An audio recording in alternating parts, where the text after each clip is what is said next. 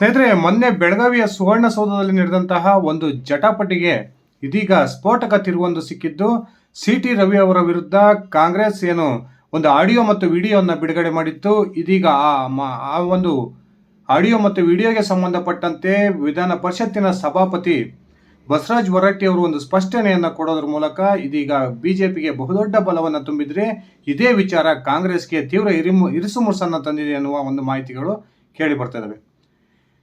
ವಿಧಾನ ಪರಿಷತ್ ಕಲಾಪ ನಡೀತಿರ್ತಕ್ಕಂಥ ಸಂದರ್ಭದಲ್ಲಿ ಅಮಿತ್ ಶಾ ಅವರು ಅಂಬೇಡ್ಕರ್ ವಿರುದ್ಧ ಮಾತನಾಡಿದ್ದಾರೆ ಎನ್ನಲಾದಂತಹ ಒಂದು ವಿಚಾರಕ್ಕೆ ಸಂಬಂಧಪಟ್ಟಂತೆ ಚರ್ಚೆ ನಡೀತಿರ್ತಕ್ಕಂಥ ಸಂದರ್ಭದಲ್ಲಿ ಬಿಜೆಪಿಯ ಸಿ.ಟಿ. ರವಿ ಮತ್ತು ಲಕ್ಷ್ಮೀ ಹೆಬ್ಬಾಳ್ಕರ್ ಅವರ ನಡುವೆ ತೀವ್ರ ಜಟಾಪಟಿ ನಡೆದಿತ್ತು.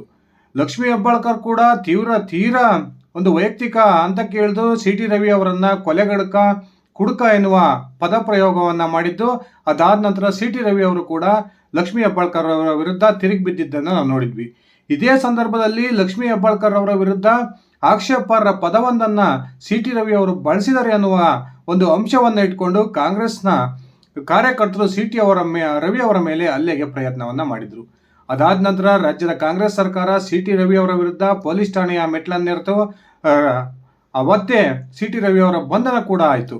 ಅದಾದ ನಂತರ ರಾಜ್ಯದ ಒಂದು ಜನಪ್ರತಿನಿಧಿಗಳ ವಿಶೇಷ ನ್ಯಾಯಾಲಯ ಸಿ.ಟಿ. ರವಿ ಅವರಿಗೆ ಒಂದು ಜಾಮೀನನ್ನು ಕೊಟ್ಟಿದ್ದು ಕಾಂಗ್ರೆಸ್ಗೆ ತೀವ್ರ ಹಿನ್ನಡೆಯನ್ನು ತಂದಿತ್ತು.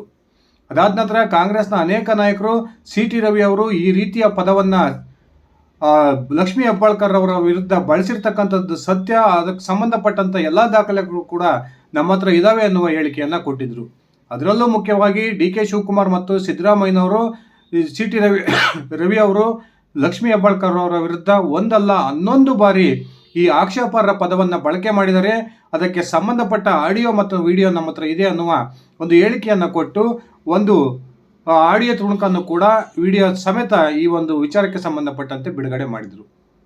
ಇದೀಗ ಈ ಆಡಿಯೋ ವಿಡಿಯೋದ ವಿಚಾರಕ್ಕೆ ಸಂಬಂಧಪಟ್ಟಂತೆ ವಿಧಾನ ಪರಿಷತ್ತಿನ ಸಭಾಪತಿಯೂ ಆಗಿರ್ತಕ್ಕಂಥ ಬಸವರಾಜ ಹೊರಟ್ಟಿ ಅವರು ಸ್ಪಷ್ಟನೆಯನ್ನು ಕೊಟ್ಟಿದ್ದು ಕಾಂಗ್ರೆಸ್ಗೆ ತೀವ್ರ ಮುಜುಗರವನ್ನು ತಂದಿಟ್ಟಿದ್ದಾರೆ ಎನ್ನುವ ಒಂದು ಸ್ಪಷ್ಟನೆಗಳು ಸಿಗ್ತಾ ಇದಾವೆ. ಬನ್ನಿ ಸ್ನೇಹಿತರೆ, ಈ ಸದನದ ಜಟಾಪಟಿಯ ವಿಚಾರಕ್ಕೆ ಸಂಬಂಧಪಟ್ಟಂತೆ ಬಸವರಾಜ ಹೊರಟ್ಟಿ ಅವರು ಕೊಟ್ಟಿರ್ತಕ್ಕಂಥ ಸ್ಪಷ್ಟನೆಯನ್ನು ನಿಜಕ್ಕೂ ಕೂಡ ಸಿ.ಟಿ. ರವಿ ಅವರು ತಮ್ಮ ವಿರುದ್ಧ ಹಕ್ಕುಚ್ಯುತಿಯನ್ನ ಮಂಡಿಸ್ತಾರ, ಒಂದ್ಸರಿ ತಿಳ್ಕೊಂಡು ಬರೋಣ. ಅದಕ್ಕಿಂತ ಮುಂಚೆ ನೀವು ನನ್ನ ಇಟ್ಗೆ ಮತ್ತು ಯೂಟ್ಯೂಬ್ ಚಾನಲ್ಗೆ ಸಬ್ಸ್ಕ್ರೈಬ್ ಮಾಡ್ಕೊಂಡಿಲ್ಲ ಅಂದರೆ ದಯವಿಟ್ಟು ಸಬ್ಸ್ಕ್ರೈಬ್ ಮಾಡಿಕೊಂಡು ಬೆಲ್ ಬಟನ್ನ ಕ್ಲಿಕ್ ಮಾಡಿ. ನಾನು ಕೊಡ್ತಕ್ಕಂಥ ಮಾಹಿತಿ ನಿಮ್ಗೆ ಇಷ್ಟ ಆಗಿದ್ರೆ ಈ ವಿಡಿಯೋಗೆ ಲೈಕ್ ಮಾಡಿ, ಶೇರ್ ಮಾಡಿ, ಕಮೆಂಟ್ ಮಾಡಿ. ಸ್ನೇಹಿತರೆ, ಇಡೀ ರಾಜ್ಯ ತಲೆ ತಗ್ಸ್ತಕ್ಕಂಥ ಒಂದು ಘಟನೆ ಬೆಳಗಾವಿಯ ಸುವರ್ಣಸೌಧದ ಆವರಣದಲ್ಲಿ ನಡೆದಿತ್ತು. ಸಿ.ಟಿ. ರವಿ ಅವರು ಸದನದ ಒಳಗೆ ಲಕ್ಷ್ಮೀ ಹೆಬ್ಬಾಳ್ಕರ್ ವಿರುದ್ಧ ಒಂದು ಆಕ್ಷೇಪಾರ್ಹ ಪದವನ್ನು ಬಳಸಿದ್ದಾರೆ ಅನ್ನೋ ಕಾರಣಕ್ಕೆ ಲಕ್ಷ್ಮೀ ಹೆಬ್ಬಾಳ್ಕರ್ ಬೆಂಬಲಿಗರು ಸುವರ್ಣಸೌಧದ ಆವರಣಕ್ಕೆ ನುಗ್ಗಿ ಸಿ.ಟಿ. ರವಿ ಅವರ ಕೊಲೆಯ ಪ್ರಯತ್ನವನ್ನು ಕೂಡ ಮಾಡಿದ್ದನ್ನು ಅನೇಕ ಪ್ರತ್ಯಕ್ಷದರ್ಶಿಗಳು ಹೇಳ್ತಾ ಇದ್ದಾರೆ. ಸತತ 3 ಬಾರಿ ಸಿ.ಟಿ. ರವಿ ಅವರ ಮೇಲೆ ಹಲ್ಲೆಗೆ ಪ್ರಯತ್ನ ಮಾಡಿದಂತಹ ಹೆಬ್ಬಾಳ್ಕರ್ ಬೆಂಬಲಿಗರು ಸಿ.ಟಿ. ರವಿ ಅವರ ಒಂದು ಜೀವ ತೆಗೆಯುವ ಒಂದು ಪ್ರಯತ್ನಕ್ಕೂ ಕೈ ಹಾಕಿದ್ರು ಅನ್ನುವ ಮಾಹಿತಿಗಳು ಸಿಗ್ತಾ ಇದಾವೆ. ಇನ್ನೊಂದು ಕಡೆ ಇದೇ ಹಲ್ಲೆಗೆ ಸಂಬಂಧಪಟ್ಟಂತೆ ರಾಜ್ಯದ ಉಪಮುಖ್ಯಮಂತ್ರಿ ಡಿ.ಕೆ. ಶಿವಕುಮಾರ್ ಕೂಡ ಒಂದು ಶಾಕಿಂಗ್ ಹೇಳಿಕೆಯನ್ನು ಕೊಟ್ಟಿದ್ರು. ಲಕ್ಷ್ಮೀ ಹೆಬ್ಬಾಳ್ಕರ್ ಅವರ ಕ್ಷೇತ್ರದಲ್ಲಿ ಸಿ.ಟಿ. ರವಿ ಅವರು ಜೀವಂತವಾಗಿ ಉಳಿದು ಬಂದಿರೋದೇ ದೊಡ್ಡ ಮಾತು ಅನ್ನುವ ಹೇಳಿಕೆಯನ್ನು ಕೊಡೋದ್ರ ಮೂಲಕ ಈ ಹಲ್ಲೆಕೋರರಿಗೆ ಒಂದು ರೀತಿಯ ಪ್ರಚೋದನೆಯನ್ನ ಡಿ.ಕೆ. ಶಿವಕುಮಾರ್ ಕೊಟ್ಟಿದ್ರು ಅನ್ನುವ ಆರೋಪವನ್ನು ಇದೀಗ ಬಿಜೆಪಿ ನಾಯಕರು ಮಾಡ್ತಾ ಇದ್ದಾರೆ.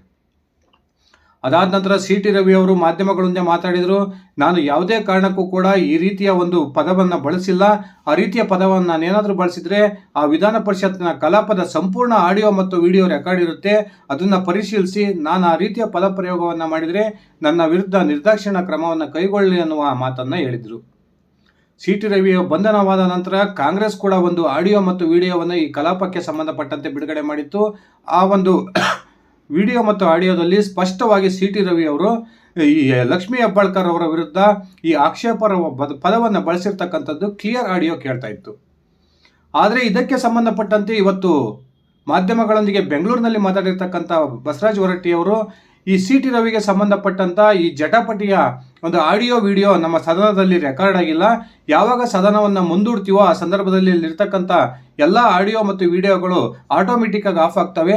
ಈ ಕಾಂಗ್ರೆಸ್ನವರು ಏನೋ ಈ ಒಂದು ಆಡಿಯೋ ಮತ್ತು ವಿಡಿಯೋವನ್ನು ಫೇಕ್ ಮಾಡಿರ್ಬೋದು ಅನ್ನುವ ಒಂದು ಸ್ಫೋಟಕ ಹೇಳಿಕೆಯನ್ನು ಕೊಡೋದ್ರ ಮೂಲಕ ಒಂದು ವೇಳೆ ಕಾಂಗ್ರೆಸ್ನ ನಾಯಕರು ನನಗೆ ಈ ಒಂದು ವಿಡಿಯೋ ಮತ್ತು ಆಡಿಯೋದ ತುಣುಕನ್ನು ಕಳಿಸಿದ್ದೆ ಆದರೆ ಅದನ್ನು FSLಗೆ ನಾನು ರವಾನಿಸಿ ಅಲ್ಲಿಂದ ಬರ್ತಕ್ಕಂಥ ರಿಪೋರ್ಟಿನ ಆಧಾರದ ಮೇಲೆ ಯಾರು ತಪ್ಪನ್ನು ಮಾಡಿದ್ದಾರೆ ಅನ್ನೋದನ್ನು ನಿರ್ಧಾರ ಮಾಡ್ತೀನಿ ಅನ್ನುವ ಹೇಳಿಕೆಯನ್ನು ಕೊಡೋದ್ರ ಮೂಲಕ ಏನು CT ರವಿ ಅವರ ವಿರುದ್ಧ ಒಂದು ಷಡ್ಯಂತ್ರವನ್ನು ಮಾಡ್ತಕ್ಕಂಥ ಪ್ರಯತ್ನಕ್ಕೆ ಕಾಂಗ್ರೆಸ್ ಕೈ ಹಾಕಿತ್ತು. ಆ ಪ್ರಯತ್ನಕ್ಕೆ ಬಹುದೊಡ್ಡ ಹಿನ್ನಡೆಯನ್ನು ಬಸವರಾಜ ಹೊರಟ್ಟಿ ಅವರು ಉಂಟು ಮಾಡಿದ್ದಾರೆ ಅನ್ನುವ ಒಂದು ಮಾಹಿತಿಗಳು ಸಿಗ್ತಾ ಇದ್ದಾವೆ. ಇನ್ನೊಂದು ಕಡೆ ರಾಜ್ಯದ ಒಬ್ಬ BJPಯ ಮಹಾನ್ ನಾಯಕನನ್ನು ಮುಗಿಸ್ತಕ್ಕಂಥ ಪ್ರಯತ್ನಕ್ಕೆ ಕಾಂಗ್ರೆಸ್ ನಾಯಕರು ಕೈ ಹಾಕಿದ್ರು. ಪೊಲೀಸ್ ಇಲಾಖೆಯನ್ನು ಬಳಸಿಕೊಂಡು ನಕಲಿ ಎನ್ಕೌಂಟರ್ ಮಾಡುವ ಒಂದು ಪ್ರಯತ್ನವನ್ನು ಕಾಂಗ್ರೆಸ್ ನಾಯಕರು ಮಾಡಿದ್ರು ಅನ್ನುವ ಒಂದು ಆರೋಪವನ್ನು CT ರವಿ ಅವರು ಈಗಾಗಲೇ ಮಾಡ್ತಿದ್ದಾರೆ. ಈ CT ರವಿ ಅವರನ್ನು ಬಂಧನ ಮಾಡಿದ ನಂತರ ಪೊಲೀಸ್ ಇಲಾಖೆ ನಡೆದುಕೊಂಡಂಥ ರೀತಿಯ ವಿರುದ್ಧ ಇದೀಗ ರಾಷ್ಟ್ರೀಯ ಮಾನವ ಹಕ್ಕುಗಳ ಆಯೋಗಕ್ಕೆ ದೂರನ್ನು ಕೊಡುವ ಒಂದು ತಯಾರಿಯನ್ನು ಕೂಡ BJP ಮಾಡ್ಕೊಳ್ತಾ ಇದ್ದು, ಒಂದು ವೇಳೆ ಈಗಾಗಲೇ ಕಾಂಗ್ರೆಸ್ನ ಅನೇಕ ನಾಯಕರು ಕೂಡ ಈ ಘಟನೆಯನ್ನು ಕುರಿತು ಈ ಘಟನೆಯನ್ನು ಮುಂದುವರಿಸೋದು ಅವಶ್ಯಕತೆ ಇರಲಿಲ್ಲ, ಇದು ಸದನದ ಒಳಗಾಗಿರ್ತಕ್ಕಂಥ ಘಟನೆ ಆಗಿರೋದ್ರಿಂದ ಸಭಾಪತಿಗಳೇ ಅದನ್ನು ಸಂಪೂರ್ಣ ಹೊಣೆಯನ್ನು ಹೊತ್ಕೊಂಡು ಅವರು ಅದನ್ನು ಇತ್ಯರ್ಥ ಮಾಡ್ತಾ ಇದ್ರು, ಇದನ್ನು ಪೊಲೀಸ್ ಇಲಾಖೆವರೆಗೂ ತೆಗೆದುಕೊಂಡು ಹೋಗ್ತಕ್ಕಂಥ ಅವಶ್ಯಕತೆ ಇರಲಿಲ್ಲ ಅನ್ನುವ ಹೇಳಿಕೆಗಳನ್ನು ಕೊಡ್ತಾ ಇದ್ರೆ, ಇನ್ನೊಂದು ಕಡೆ DK ಶಿವಕುಮಾರ್ ನನ್ನ ಹತ್ರ ಈಗಲೂ ಕೂಡ ಸಾಕಷ್ಟು ದಾಖಲೆಗಳಿದ್ದಾವೆ, ಸಂದರ್ಭ ಬಂದಾಗ ದಾಖಲೆಗಳನ್ನು ಒದಗಿಸ್ತೀನಿ ಅನ್ನುವ ಹೇಳಿಕೆಯನ್ನು ಕೊಡ್ತಾ ಇದ್ದಾರೆ. ಇದೀಗ ಬಸವರಾಜ ಹೊರಟ್ಟಿ ಅವರು ಕಾಂಗ್ರೆಸ್ ಹರಿಬಿಟ್ಟಿರ್ತಕ್ಕಂಥ ಈ ಮತ್ತು ಆಡಿಯೋ ಮತ್ತು ವಿಡಿಯೋ ಇದೊಂದು ಫೇಕ್ ಆಗಿರ್ಬೋದು ಅನ್ನುವ ಹೇಳಿಕೆಯನ್ನು ಕೊಡೋದ್ರ ಮೂಲಕ ಕಾಂಗ್ರೆಸ್ಗೆ ಒಂದು ರೀತಿಯ ಮುಜುಗರವನ್ನು ತಂದಿಟ್ಟಿದ್ದಾರೆ. ಸ್ನೇಹಿತರೆ, ನಿಮ್ಮ ಅಭಿಪ್ರಾಯದ ಪ್ರಕಾರ CT ರವಿ ಅವರು ಲಕ್ಷ್ಮೀ ಹೆಬ್ಬಾಳ್ಕರ್ ವಿರುದ್ಧ ಮಾತನಾಡಿದ್ದಾರೆ ಅನ್ನೋದಾದಂತಹ ಆಕ್ಷೇಪಾರ್ಹ ಮಾತಿನ ಆಡಿಯೋ ಮತ್ತು ವಿಡಿಯೋ ಕಾಂಗ್ರೆಸ್ ಬಿಟ್ಟಿರ್ತಕ್ಕಂಥದ್ದು ಇದು ಫೇಕ್ ಅಂತ ನೀವು ಕೂಡ ನಂಬ್ತೀರಾ, ಅಥವಾ CT ರವಿ ಅವರು ಸದನದಲ್ಲಿ ಆ ರೀತಿಯ ಪದ ಬಳಕೆ ಮಾಡಿರ್ತಕ್ಕಂಥದ್ದು ನಿಜಾನ? ದಯವಿಟ್ಟು ನಿಮ್ಮ ವೈಯಕ್ತಿಕ ಅಭಿಪ್ರಾಯವನ್ನು ಕಮೆಂಟ್ ಮಾಡಿ. ಇದಿಷ್ಟಾಗಿತ್ತು ನನ್ನ ಇವತ್ತಿನ ಈ ವಿಡಿಯೋ. ನಾನು ಕೊಟ್ಟಿರ್ತಕ್ಕಂಥ ಮಾಹಿತಿ ನಿಮಗೆ ಇಷ್ಟ ಆಗಿದ್ದರೆ ಈ ವಿಡಿಯೋಗೆ ಲೈಕ್ ಮಾಡಿ, ಶೇರ್ ಮಾಡಿ, ಕಮೆಂಟ್ ಮಾಡಿ. ನೀವಿನ್ನು ನನ್ನ ಇಟ್ಗೆ ಹೇಮಂತ್ ಯೂಟ್ಯೂಬ್ ಚಾನಲ್ಗೆ ಸಬ್ಸ್ಕ್ರೈಬ್ ಮಾಡ್ಕೊಂಡಿಲ್ಲ ಅಂದರೆ ದಯವಿಟ್ಟು ಸಬ್ಸ್ಕ್ರೈಬ್ ಮಾಡಿಕೊಂಡು ಬೆಲ್ ಬಟನ್ನ ಕ್ಲಿಕ್ ಮಾಡಿ. ಧನ್ಯವಾದಗಳು ಸ್ನೇಹಿತರೆ, ಶುಭ ದಿನ.